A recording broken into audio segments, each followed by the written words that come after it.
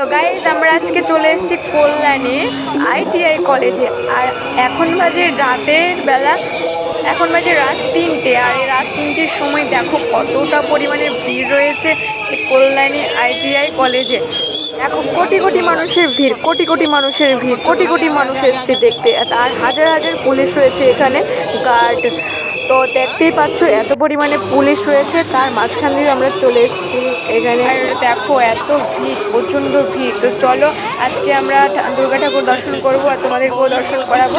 তো চলো ভেতরে যাওয়া যাক। এখন আমরা অনেক ঠেলাঠেলি করতে করতে তো ফাইনালি চলে এসেছি একদম পুজো মণ্ডপের সামনে। তাই একটু বলছিলাম একটু হালকা করে ভিডিও করে দাও, যাতে আমি এসছি এটা প্রমাণ থাকে। নাহলে ভিডিও তো টুকটাক সবাই করে ভিডিও করে, বাট আমি এসছি সেটা অরিজিনালি ভিডিও ছাড়তে বলছিলাম।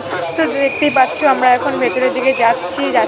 তো চলো আজকে কতটা পরিমাণে ভিড় রয়েছে তোমরা তো সবাই দেখতেই পাচ্ছ। আর আজকে হচ্ছে নবমী। তো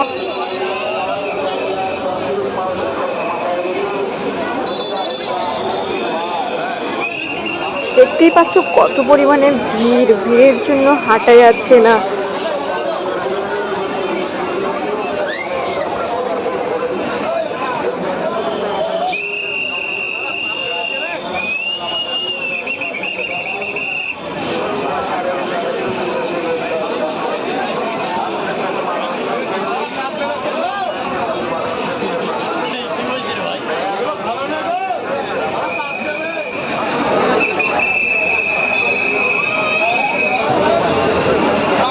ফাইনালি দেখো এতটা পরিমাণে লাইন দাঁড়ানোর পরে, ভিড়ে ঠেলাঠেলি করার পরে আমি দুর্গা ঠাকুর দর্শন করতে পাচ্ছি। আমি পেরেছি ঠাকুর দর্শন করতে, আর তোমাদেরকেও দর্শন করাতে পারছি। দেখতেই পাচ্ছ কত সুন্দর লাগছে দূর থেকে।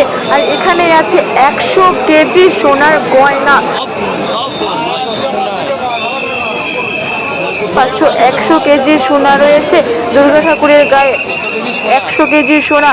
তো দেখো কতটা সুন্দর লাগছে এই প্যান্ডেলের মাঝখানে দুর্গা ঠাকুরটা দেখতে।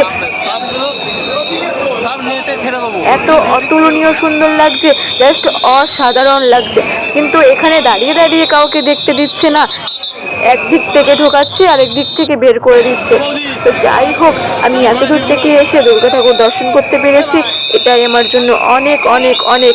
দেখতেই পাচ্ছ কত কেজি সোনা রয়েছে দুর্গা ঠাকুরের গায়ে, 100 কেজি সোনা। 100